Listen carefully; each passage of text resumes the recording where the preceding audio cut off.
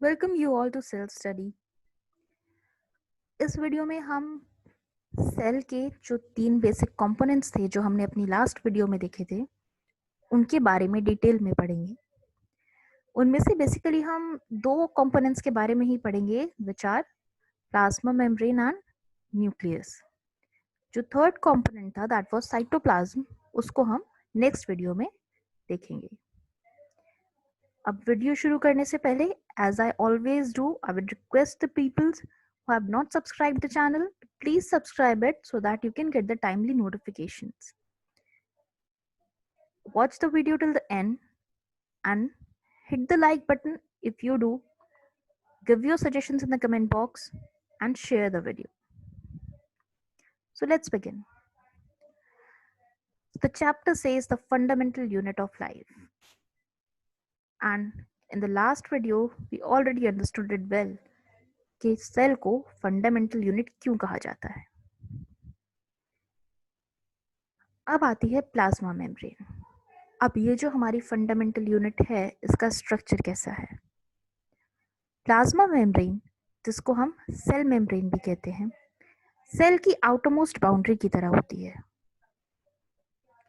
Actually किस तरह से कि अगर हम देखें तो जैसे हमारे घर के अराउंड एक बाउंड्री होती है, ऐसे ही प्लाज्मा मेम्ब्रेन सिचुएटेड होती है। वो सेल के जितने भी कंपोनेंट्स हैं अंदर, उनको बाकी आसपास के बाहर की सब चीज़ों से सेपरेट करती है। तो जैसे घर के चारों तरफ बाउंड्री है, ऐसे ही प्लाज्मा मेम्ब्रेन है। जैसे घर में जो बाउंड्री में गेट्स होते हैं वो अलाउ करते हैं लोगों को अंदर बाहर आने जाने के लिए, इसी तरीके से प्लाज्मा मेम्ब्रेन जो है वो भी अलाउ करती है चीज़ों को अंदर और बाहर आने जाने के लिए। लेकिन एक डिफरेंस है, जो प्लाज्मा मेम्ब्रेन है वो कुछ चीज़ों को अलाउ करेगी और कुछ कुछ अलाउ नहीं करेगी। जैसे हमारे यहाँ भी जो घरों में गेट होते हैं वो अलाउ करते हैं कि जो ह्यूमंस हैं वो अंदर आ जाएं, लेकिन अगर स्ट्रे एनिमल्स होंगे तो उनके लिए क्या हम अपने गेट्स को ओपन करते हैं? No, we don't do that. So similarly जो प्लाज्मा मेम्ब्रेन है वो भी ऐसी चीज़ों को जो सेल के लिए इम्पोर्टेंट नहीं है या सेल के लिए हार्मफुल है, उनको अंदर आने के लिए अलाउ नहीं करता। So when we study about plasma membrane, what are the basic things? The first one is that it is the outermost covering of the cell. तो जो प्लाज्मा मेम्ब्रेन है वो सेल की सबसे बाहर वाली कवरिंग होती है।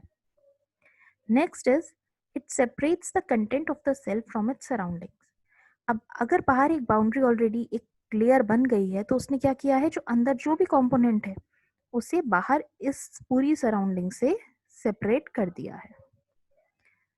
Then it says that it permits or restricts the entry and exit of material in and out of the cell.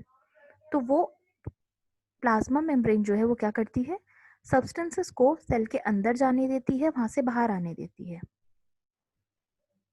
और कुछ को तो परमिट करती है लेकिन कुछ को रिस्ट्रिक्ट करती है। मतलब जो हार्मफुल मटेरियल्स हैं वो सेल के अंदर ना चले जाएं, जो रिक्वायर्ड नहीं है वो मटेरियल ना जाए, उसको भी जो प्लाज्मा मेम्ब्रेन है वही रेगुलेट करेगी। Next, it says that it is a selectively permeable membrane. पहले वर्ड समझते हैं परमिएबल क्या होता है। परमिएबल एक ऐसा सब्सटेंस है जो अपने थ्रू किसी भी चीज को पास होने दे, that is known as permeable.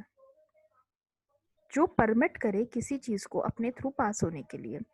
अब अगर कोई चीज सेलेक्टिवली परमिएबल है तो वो क्या है? सेलेक्टिवली का मतलब होता है कि किसी चीज को सेलेक्ट करना, मतलब कुछ ही चीज को परमिट करना। तो ऐसी मेम्ब्रेन्स जो अपने थ्रू कुछ चीज़ों को तो पास होने देती हैं लेकिन सब चीज़ों को पास नहीं होने देंगी, तो that is why it is known as a selectively permeable membrane. Next it says that it is flexible. Plasma membrane जो है वो फ्लेक्सिबल है। तो फ्लेक्सिबल क्यों है? क्योंकि वो लिपिड्स और प्रोटीन से बना हुआ है। और उसकी फ्लेक्सिबिलिटी से फायदा क्या है?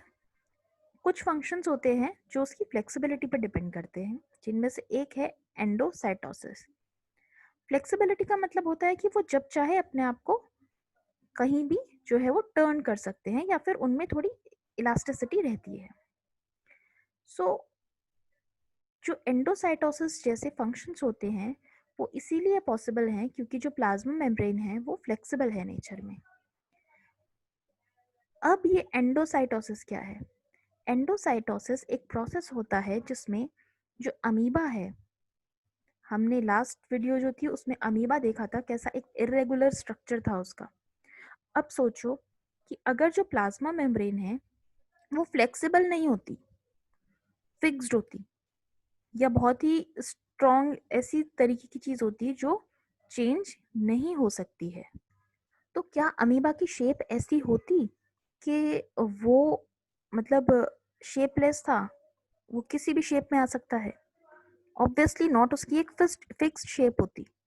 अगर प्लाज्मा मेम्ब्रेन फ्लेक्सिबल नहीं होती तो अमीबा की जो शेप है वो फिक्स्ड होती, लेकिन ऐसा नहीं होता।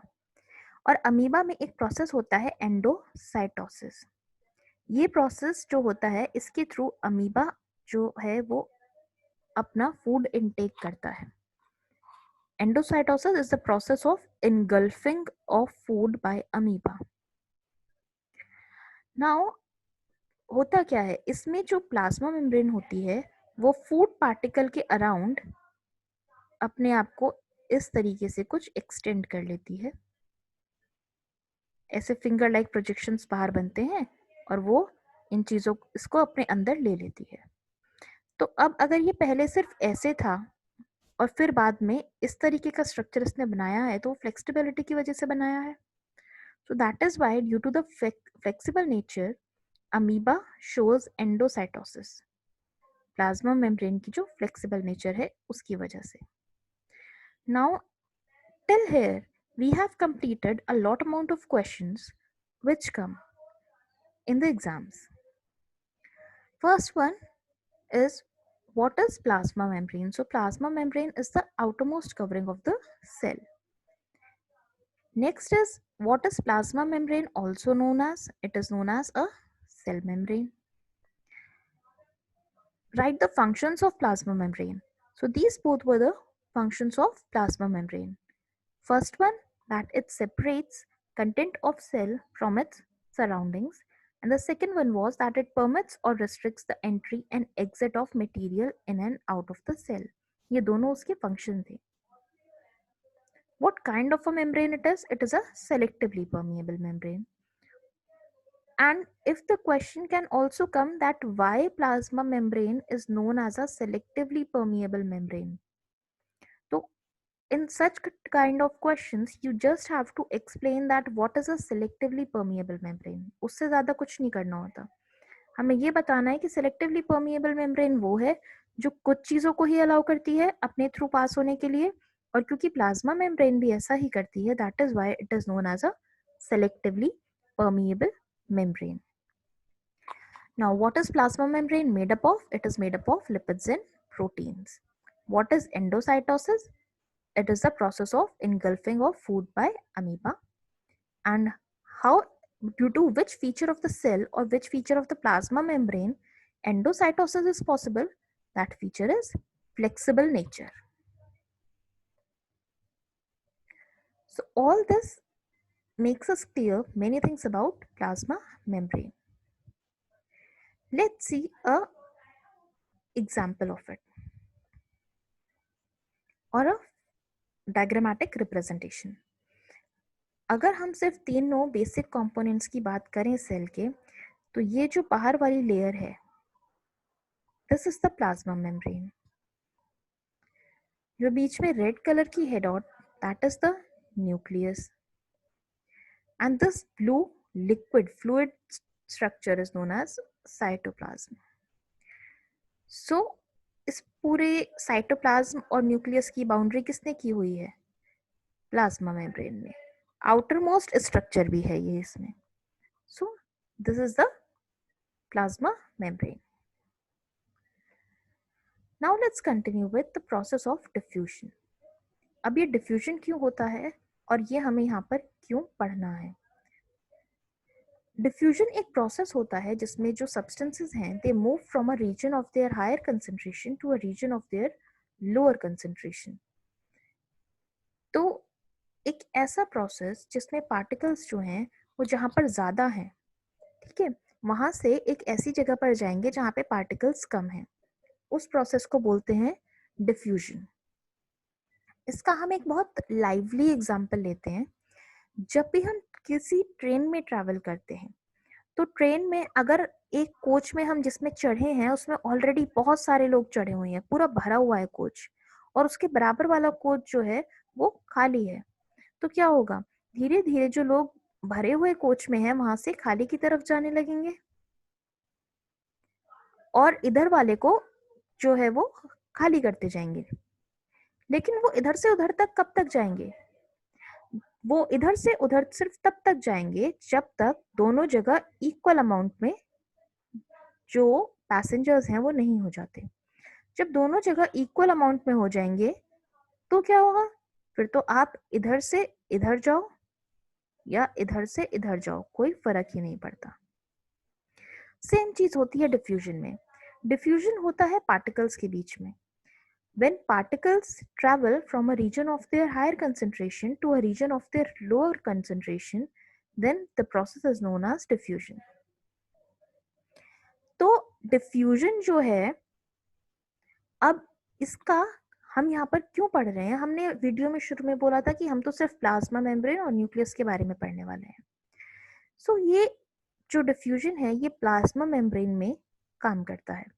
हमने पढ़ा था प्लाज्मा मेम्ब्रेन जो है वो कुछ चीज़ों को अंदर बाहर आने जाने देती है।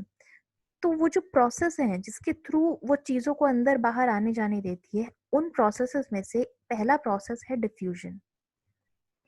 सो it plays an important role in the exchange of gases. Gaseous exchange, carbon dioxide और ऑक्सीजन, इन दोनों का जो एक्सचेंज होता है ना हमारे सेल्स में, वो डिफ्यूजन के प्रोसेस के थ्रू होता है। जब हम ब्रीद इन करते हैं रेस्पिरेशन के प्रोसेस में, so what we do is we intake air. Air में ऑक्सीजन जो है वो ज्यादा होती है ना, और हमारा जो सेल होता है उसमें ऑक्सीजन का अमाउंट एयर के कंपैरिजन में कम होता है। तो जब हम एयर को अंदर लेते हैं, so our blood cells take up the oxygen, वो ऑक्सीजन ले लेते हैं एयर में से। क्यों? क्योंकि वो हायर कंसेंट्रेशन से लोअर कंसेंट्रेशन पे मूव कर जाते हैं। Similarly when we come to carbon dioxide का जो कंसेंट्रेशन है वो उल्टा है, एयर में तो कम होता है। अगर आपने एयर की कॉम्पोजिशन पढ़ी होगी तो उसमें जो कार्बन डाइऑक्साइड है दैट इज 0.003%, है ना। तो इसलिए कार्बन डाइऑक्साइड जो है सेल में तो ज्यादा होती है as compare to the air we taken, और इसलिए वो अपने हायर कंसेंट्रेशन मतलब सेल से जो है वो वापस से जब हम ब्रीद आउट करते हैं तो एयर के साथ वापस आ जाती है। तो हमारे रेस्पिरेशन में डिफ्यूजन जो है ये बहुत काम करता है, और काम किसके थ्रू कर रहा है, प्लाज्मा मेम्ब्रेन। तो प्लाज्मा मेम्ब्रेन का जो वो एक फंक्शन था दैट इट परमिट्स और रेस्ट्रिक्ट्स द एंट्री और exit of materials from the cell, उसमें एक प्रोसेस होता है डिफ्यूजन। अब इसमें हम एक दूसरा प्रोसेस देखेंगे which is known as osmosis.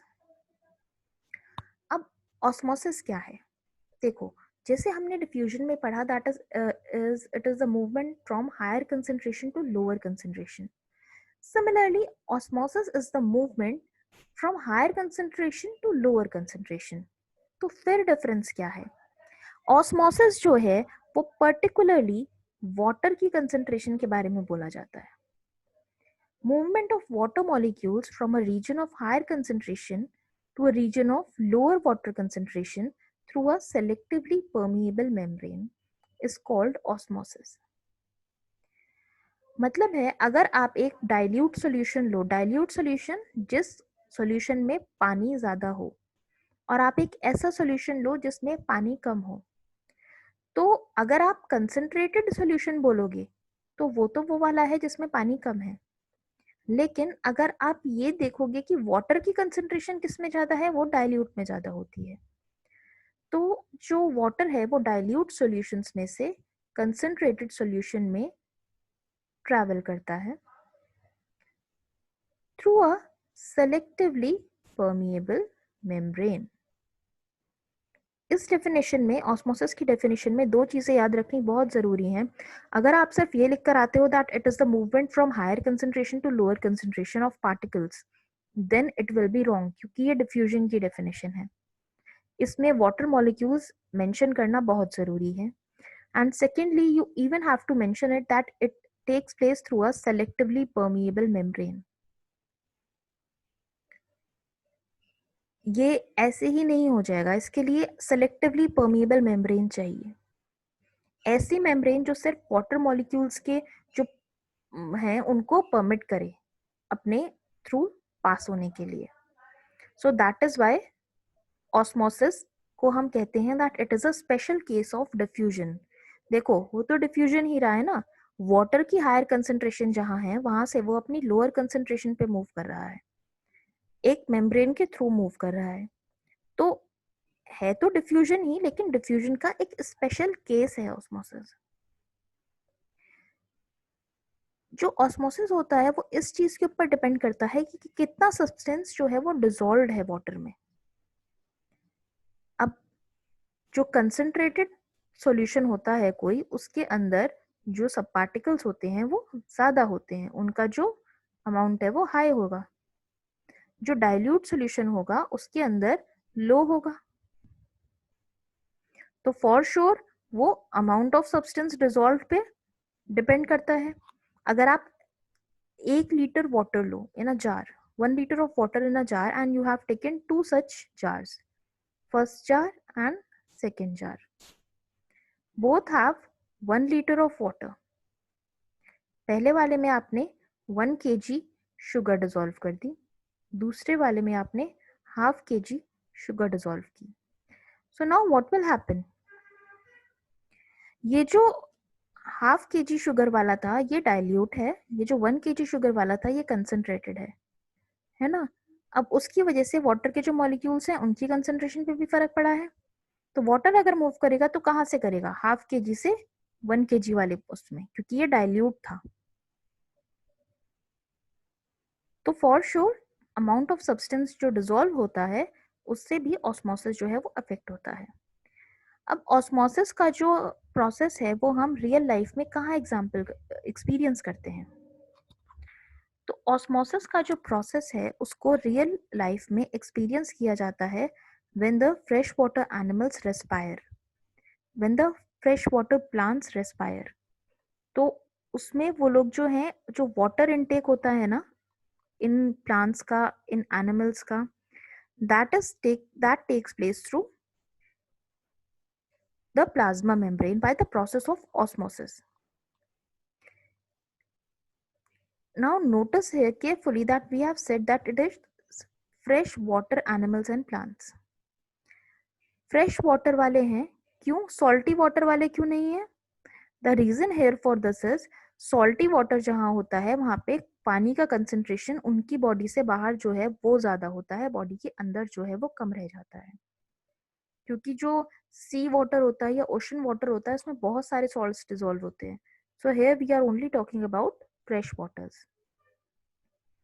और जो नॉर्मल प्लांट्स, जो टेरेस्ट्रियल प्लांट्स होते हैं, उनके भी जो रूट्स हैं वो वाटर अपटेक ऐसे ही करते हैं। जब हम जो सॉइल होता है उसमें बहुत सारा पानी डाल देते हैं, वी इरिगेट द सॉइल, तो सॉइल में पानी की कंसंट्रेशन बढ़ जाती है और जो रूट्स होते हैं वो उस वाटर को अपने अंदर एब्जॉर्ब कर लेते हैं।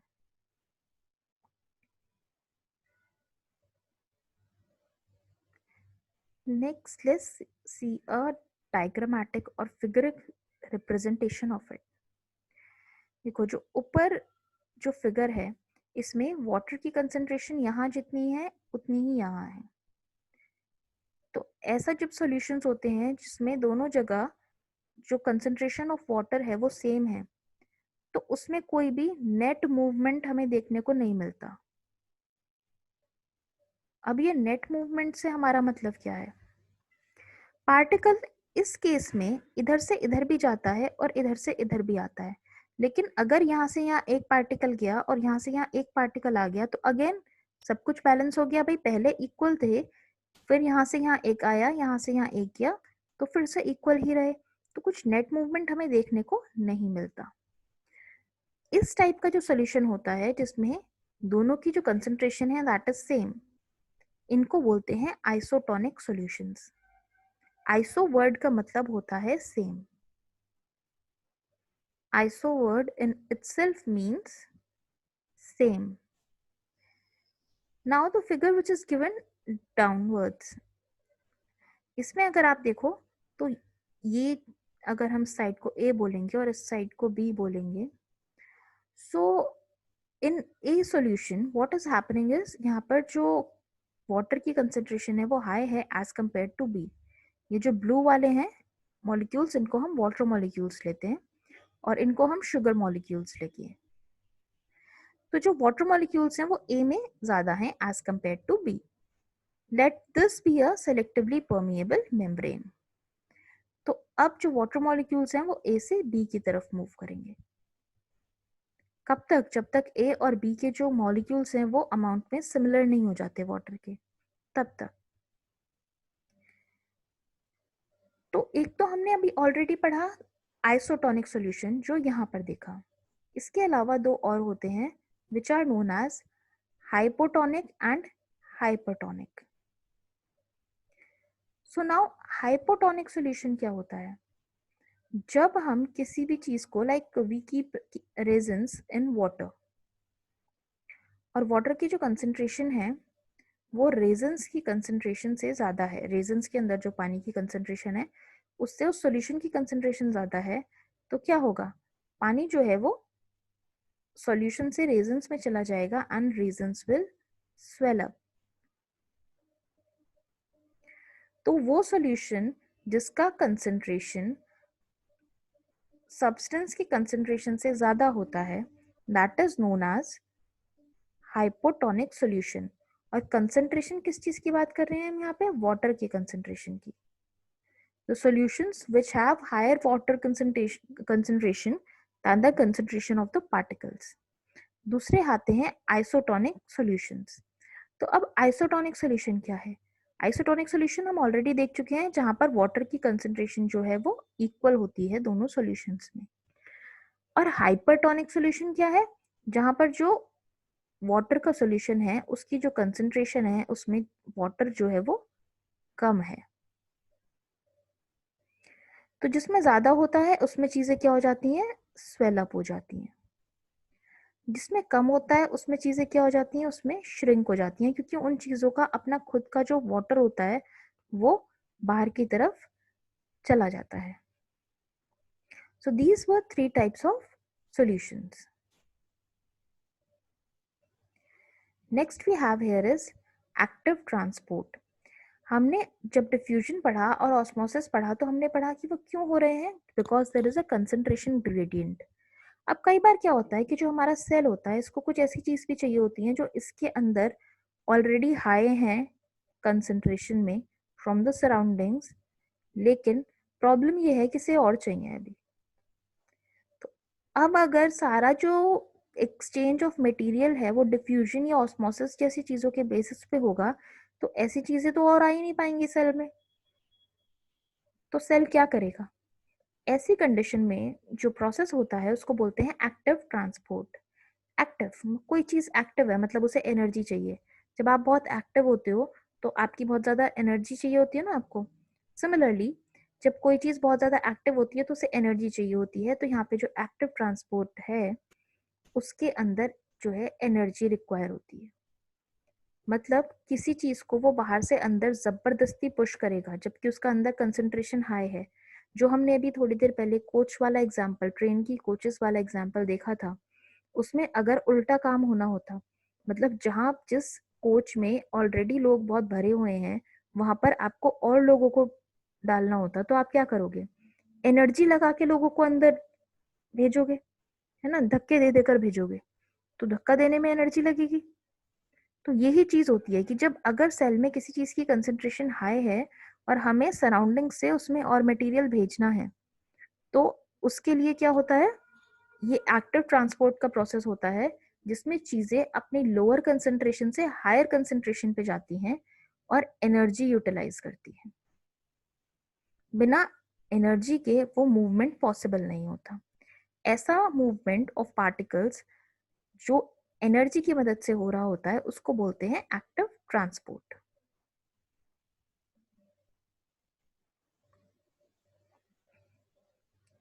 Next comes cell wall. अब ये तो हमारे तीनों बेसिक कंपोनेंट्स में नहीं थी, but still it's there. So what is this?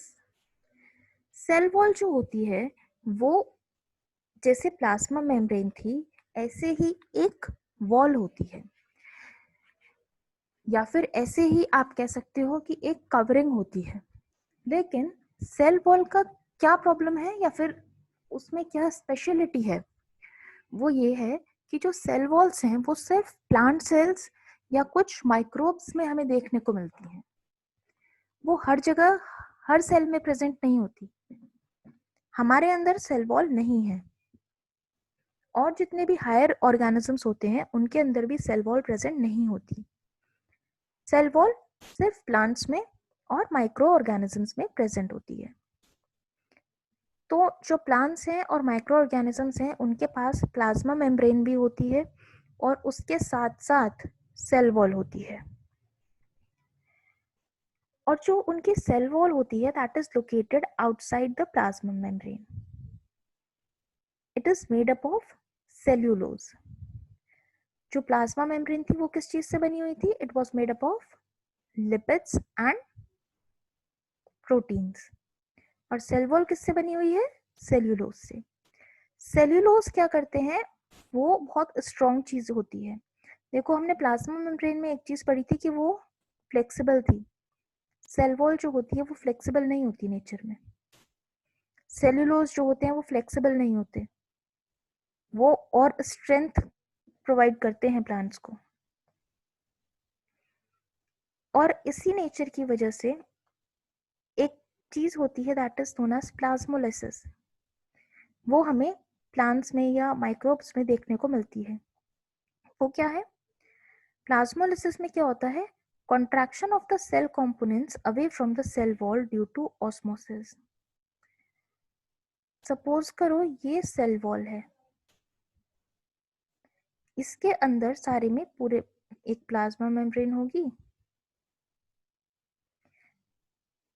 Nucleus होगा और बाकी के सारे cell components mitochondria and everything is present. This is the cytoplasm. So what will happen under certain conditions, जैसे कि आपको बहुत गर्मी है या फिर बाहर जो कंसंट्रेशन है वाटर का वो बहुत ज़्यादा कम है, तो उस टाइम पे क्या होता है, जो सेल्स होते हैं ये वाले जो प्लांट के या माइक्रो ऑर्गेनिजम्स के, वो अपना वाटर जो है वो बाहर रिलीज कर देते हैं।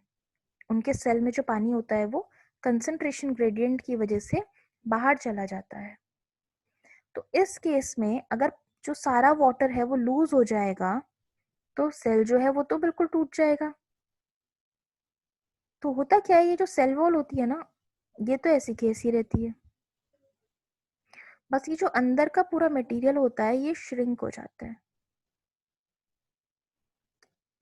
अब जब वापस से हम इस सेल को वाटर रिच सॉल्यूशन में रख देंगे तो ये वापस से क्रिएट हो जाएगा जैसा पहले था। तो ये जो कंट्रैक्शन होता है सेल के कंपोनेंट्स का away from the cell wall due to osmosis is known as plasmolysis. So these were some of the questions or some of the facts regarding cell wall कि ये कहाँ मिलेगी जनरली आपको, plant में या microbes में। Located कहाँ होती है? Outside the plasma membrane. किस चीज से बनी हुई है? सेल्यूलोज से। और क्या फ्लेक्सिबल है? नहीं, ये स्ट्रेंथ प्रोवाइड कराती है। And the last one is what is plasmolysis? So it is the contraction of cellular components away from the cell wall and due to osmosis. Osmosis यहाँ पे एक इम्पोर्टेंट पार्ट है।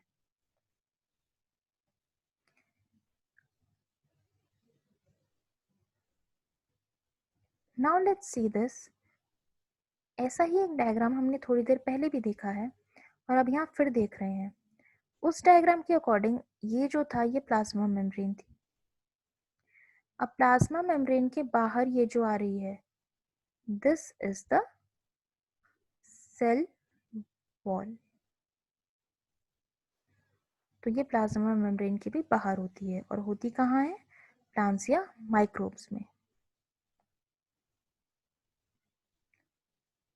जो सेल वॉल है, अब इसका काम क्या है?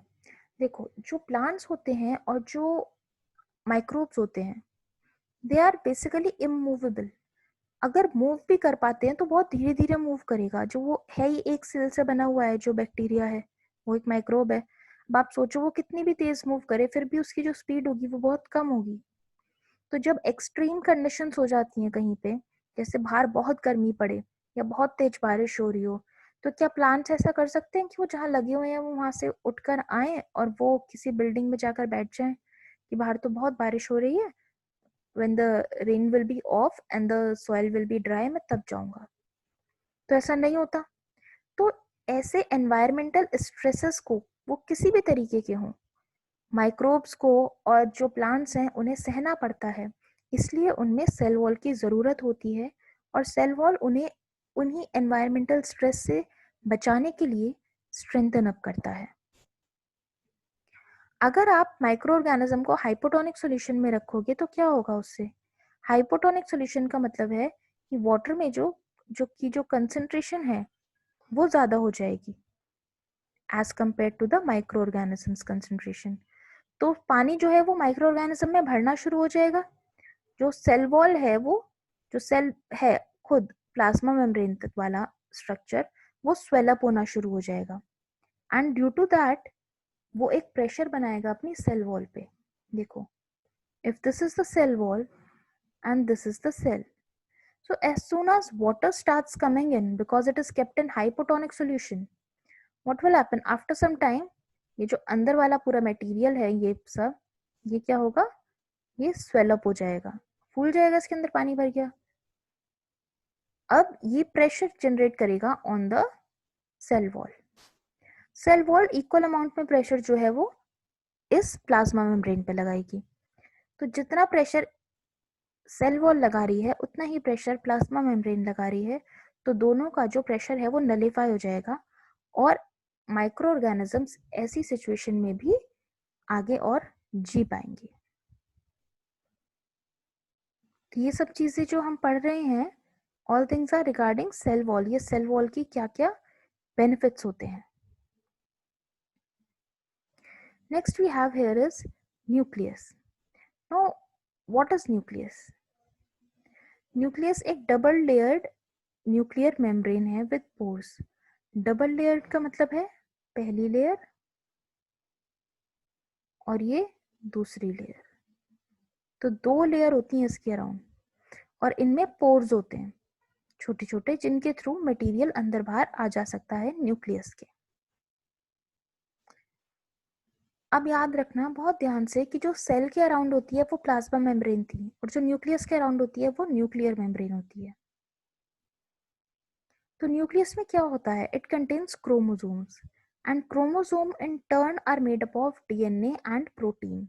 डीएनए और प्रोटीन दोनों को मिला के क्रोमोसोम बनता है और डीएनए में हमें क्या मिलता है? The genes which are responsible for our characters. तो अब ये जो क्रोमोसोम है इसके साथ एक और चीज होती है, क्रोमैटिन। जनरली क्या होता है जब सेल डिवाइडिंग स्टेज में होता है, मतलब एक सेल से दो सेल जनरेट होंगे, ये होती है डिवाइडिंग स्टेज। ये सेल और दो सेल बना देता है और ये आगे और चार, टूट टूट के ये नए सेल बनाते रहते हैं। सो ये जो सेल डिवीजन का प्रोसेस होता है, इस टाइम पे ही सिर्फ जो क्रोमोसोम है वो विजिबल होते हैं। अदरवाइज जो क्रोमोसोम्स हैं वो थ्रेड लाइक स्ट्रक्चर की तरह प्रेजेंट होते हैं इनसाइड द सेल। इस तरीके से प्रेजेंट होते हैं, कुछ एंटेंगल्ड मास होता है। जैसे धागा होता है ना, धागे को आप पूरा उलझा दो ऐसा सा एक स्ट्रक्चर होता है, उस स्ट्रक्चर को बोलते हैं हम क्रोमैटिन। और जिस टाइम पर सेल डिवीजन होता है उस टाइम पर ये जो क्रोमोसोम्स होते हैं वो अच्छे से अरेंज हो जाते हैं एक दूसरे में, ऐसा स्ट्रक्चर होता है उनका। So this structure, this proper structure of chromosome is only visible during cell division. Next, what we have here is about the chromatin material. तो यहाँ हम क्या देख रहे हैं? It is written that it plays an important role in cellular reproduction. जब chromosomes पूरी तरीके से अरेंज हो जाते हैं तभी तो वो आगे कैरी होते हैं बच्चों में. So that is the part which is plays an important role. Chromatin arranges itself into chromosomes, and chromosomes are responsible for the characteristics of offsprings. So that is why it plays a role in cellular reproduction. And it also directs the chemical activities of the cell according to the environment. मतलब कैसा environment है, कैसे environment में एक body जो है वो thrive कर रही है, उसके according जो है वो chemical cell में release हो जाते हैं, जिससे कि body जो है वो बहुत अच्छे से उस environment के accustomed रह सके. So this was about nucleus. Next we have something known as nucleoid. अब ये क्या चीज होती है? न्यूक्लियस पढ़ लिया, तो न्यूक्लियोइड कहाँ से आया? न्यूक्लियोइड क्या है? सिमिलर, जैसा न्यूक्लियस है वैसी ही चीज है, बस इसके अराउंड एक न्यूक्लियर मेम्ब्रेन नहीं होती. ये अनडिफाइंड न्यूक्लियर रीजन है, मतलब जो जो न्यूक्लियस के अंदर है वो सब कुछ प्रेजेंट है वहां पर, बस बाउंड्री नहीं है. जैसे आप घर में ड्राइंग रूम बना दो लेकिन उसकी कोई बाउंड्री ना हो, it is an open structure, उसमें आपने रखा सब कुछ हुआ है ना, लेकिन वो एक डिफाइंड बाउंड्री नहीं है. So that kind of structure is known as a nucleoid. और ये जो न्यूक्लियोइड होता है ये प्रोकैरियोटिक सेल्स में प्रेजेंट होता है. जो यूकैरियोटिक सेल्स हैं उनमें हमेशा सिर्फ न्यूक्लियस ही प्रेजेंट रहता है, उसमें न्यूक्लियोइड नहीं होता.